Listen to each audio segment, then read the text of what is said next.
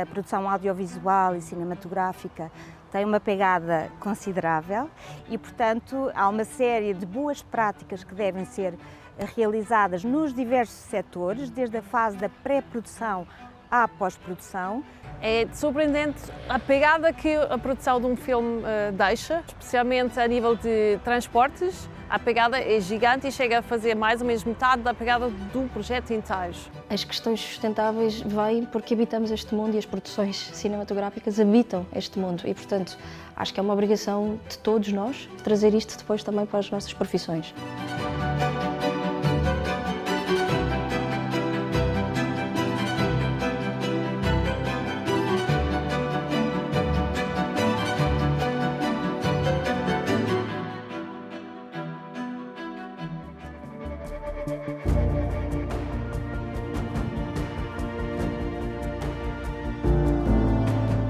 Portugal, de facto, desde 2018, que tem criado as condições para captar produções internacionais para o nosso país, para o nosso território, desde que foi criado o Fundo de Apoio ao Turismo e ao Cinema. Um ano depois, a atividade da Portugal Film Commission iniciou-se, e, portanto, fundamental, e com ela o incentivo à captação de filmagens, que é o nosso Cash Rebate, que de facto é um incentivo financeiro que é absolutamente essencial para trazer produções internacionais e, portanto, desde essa data que naturalmente Portugal ficou na rota daquilo que são as produções internacionais. Locais como, por exemplo, Monsanto, que teve a prequela da Guerra dos Tronos a ser filmada no local, como, por exemplo, a Aldeia Histórica de Sortelha, onde também recebeu a última produção da Netflix feita aqui em Portugal. Falar também da produção portuguesa da Netflix, O Rabo do Peixe, e o impacto que isso teve nos Açores. E, de facto, nós precisamos de produzir.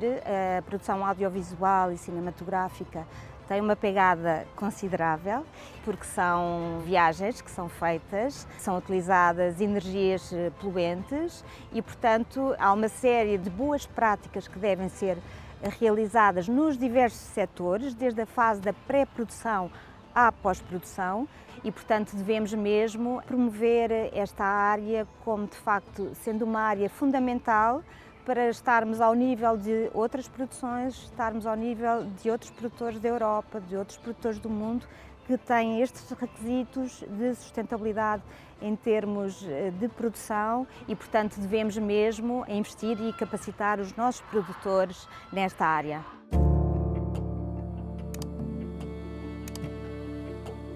Dentro das várias iniciativas que a Portugal Film Commission promove nesta área, foi criado em 2021 um guia com boas práticas que, no fundo, pode direcionar os produtores audiovisuais e cinematográficos para as melhores soluções para todos criarmos aqui um modo de produção mais verde e o setor, no fundo, atualizar-se relativamente ao que diz respeito à sustentabilidade.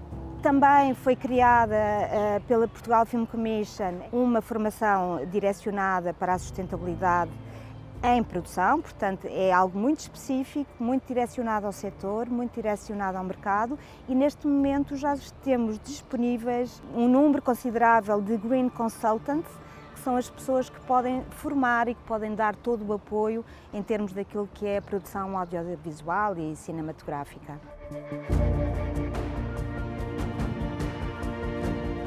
Sento-me com a produção e vejo as características do projeto, tento perceber o que é que engloba, que movimentos, etc, para perceber quais é que são as opções mais sustentáveis que se possam tomar e depois chego com as sugestões junto do produtor, da produtora e eles tomam as decisões consoante aquilo que podem, que querem ou que estão obrigados a fazer, se eles quiserem obedecer a algum protocolo. É surpreendente a pegada que a produção de um filme deixa ou cria. E é importantíssimo que se crie uma consciência disso, por exemplo, uma publicidade, uma simples publicidade de 30, 60 segundos no ecrã pode emitir até 40 ou mais toneladas de CO2 equivalente para a atmosfera.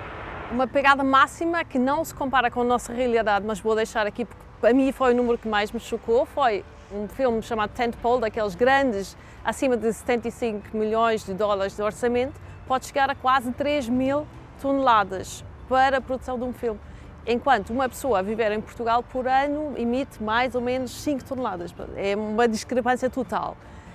Mas, por exemplo, na Europa, os números que existem são de cerca de 100 toneladas por longa, por um filme de 90 minutos. Mas eu já assisti a produções aqui de publicidades em Portugal, de serviços, em que chegamos facilmente às 40 toneladas para uma produção que depois no ecrã tem 30, 60 segundos. Portanto, muita coisa a fazer aí.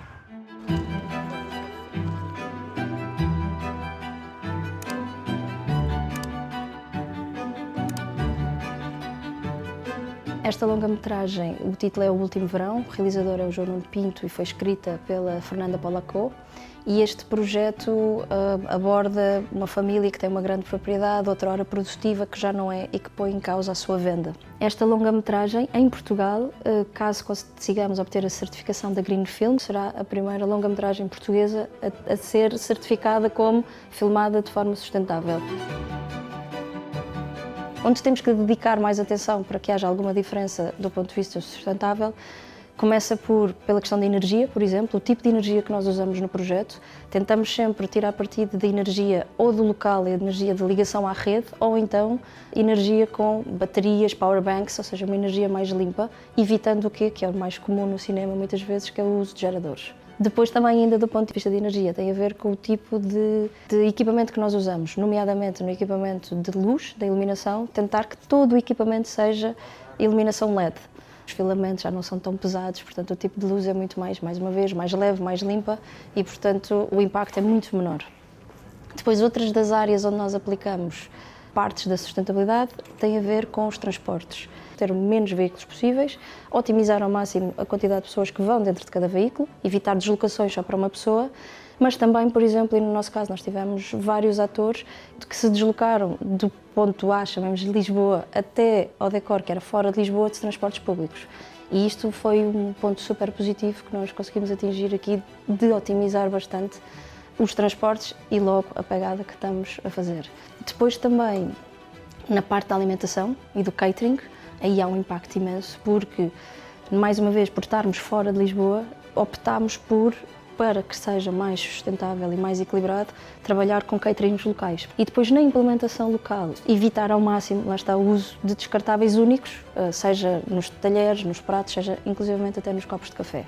Com isto, uma das medidas também é trazer as pessoas a esta questão, portanto, não é pedir-lhes que executem porque sim, como uma obrigatoriedade, é tentar que elas incorporem no seu dia-a-dia e no seu trabalho. É muito mais simples não mudarmos hábitos, é muito mais simples fazermos como estamos habituados, como vimos fazer e como achamos que tem de ser. A implementação parece dura, mas agora no fim diria que é difícil porque há uma mudança, mas no fim não é assim tão complicado e parece-me perfeitamente execuível. É claro que tem que haver um espaço de aprendizagem aqui no meio.